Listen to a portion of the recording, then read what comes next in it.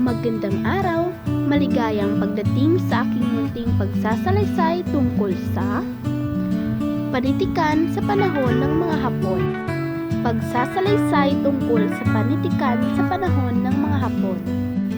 Binomba ang Pilipinas ng mga Hapones noong Disyembre 8, 1941, kaya sumuko at napasailalim ang Pilipinas sa mga Hapones. Sa pagdating ng mga Hapones sa Pilipinas, dala nila ang kanilang propaganda na ang mga Hapon ang dumating sa Pilipinas bilang kapatid na magpapalaya sa mga Pilipino. Ang panahon ng pananakop ng Hapon ay tumutukoy sa mga akdang pampanitikan na nalikha at naisulat ng panahon ng pananakop ng Hapon sa Pilipinas.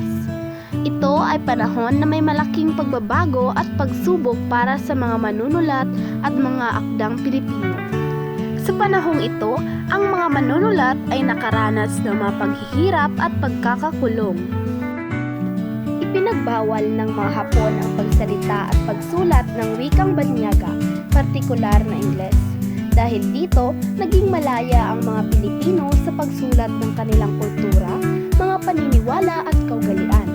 Nakasulat muli ang mga Pilipino ng mga dulang Tagalog at natuto silang magsulat ng mga haiku na may malalim na taglay na talinghaga. Ang mga akdang ito ay naglalarawan ng buhay sa lalawigan, pagsasaka, pangingisda at una pang aspeto ng buhay sa mga probinsya. Ipinakita ng mga manunulat ang mga karanasan, tradisyon at kultura ng mga tao sa mga malalayong lugar. Tatlong pangunahing dahilan ng pananakop ng mga Hapones sa Pilipinas. Una, para maprotektahan ang imperyo ng mga Hapon mula sa US military bases. Pangalawa, ang Pilipinas ay nasa tugmang posisyon sa Timog Silangang Asya na kinakailangan ng mga Hapon sa kanilang pag-abante sa katinugan. Pangatlo, sa Pilipinas matatagpuan ang mga hilaw na materyales na kailangan ng bansang Hapon para sa digmaan. Nais din ng mga Hapon na makuha ang respeto ng mga Pilipino gaya ng respetong binigay ng mga ito sa mga Amerikano. Ngunit, nahirapan silang makuha ang simpatya ng mga Pilipino. Sinasabing gawa ng mahabang panahon na pagkababad sa kulturang kanluranin, kaya't ang mga Pilipino ay nakalimot na sa kanilang pagiging Asyano. Gayon din ang pagiging highly literate ng mga Pilipino ay nagsilbing sagabal sa pagsakop ng mga Hapon, hindi lamang sa bansa, gayon din sa kamalayan ng mga Pilipino. Noong panahon ng pananakop ng mga Hapones sa Pilipinas mula 1941 hanggang 1945 ay naging mahalaga ang panitikan bilang pangunahing paraan ng pagpapahayag ng mga Pilipino. Ang mga anyo ng panitikan noong panahon na iyon ay kinabibilangan ng maikling kwento, nobela at dula. Maikling kwento. Ang maikling katha o maikling kwento ay isa sa mga anyo ng panitikan.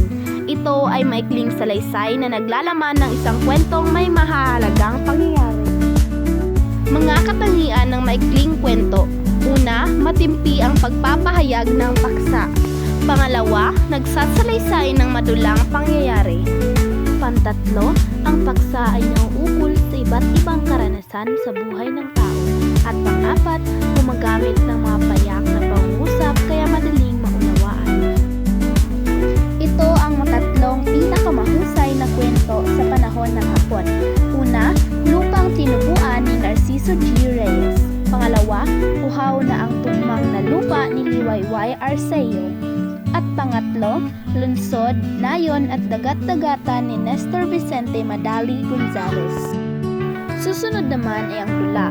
Ang dula ay may layunin na itanghal sa entablado sa pamamagitan ng pananalita, kilos at galaw.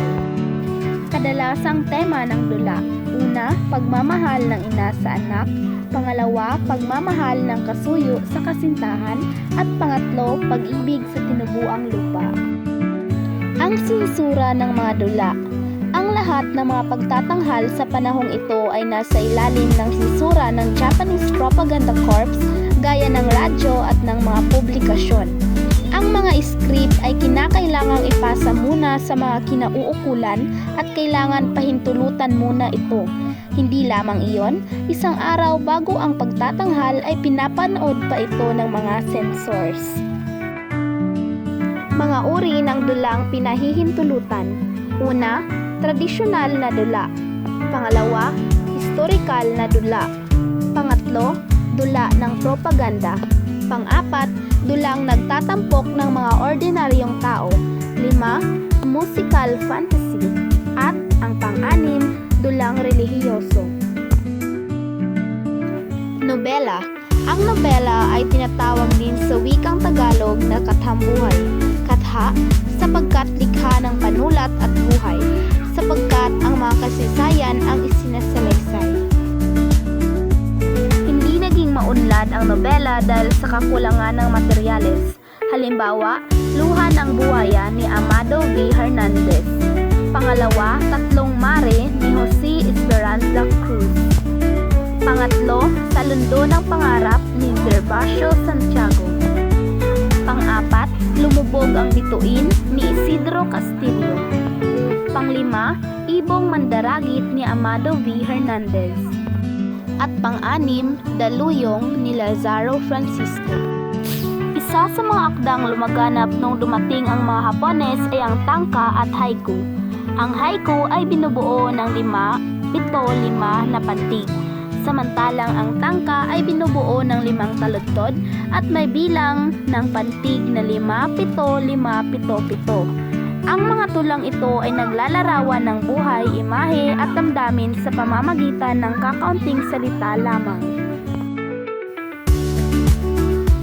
Sa diskusyon na ito, marami akong natutunan tungkol sa panitikan sa panahon ng mga Hapon.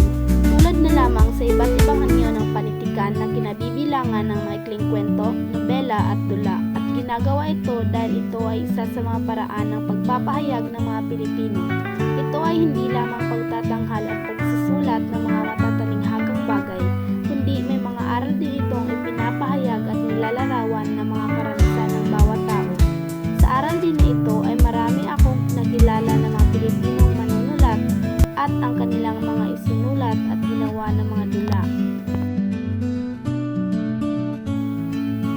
Akin ding natutunan na marami din palang mga bagay ang natutunan ng mga Pilipino mula sa mga Hapones. Tulad na lamang ng pagsulat ng haiku, malaki ang tulong ng mga Hapon sa ating mga Pilipino dahil kung hindi nila itinuro ang haiku, hindi din natin malalaman kung paano sumulat ng haiku. Para sa akin, ang haiku ay isang magandang akdang lumaganap sapagkat kahit ito ay may kakaunting salita lamang, ay marami na itong nalalarawan ng mga bagay na nakasulat sa mga matatalinghagang salita.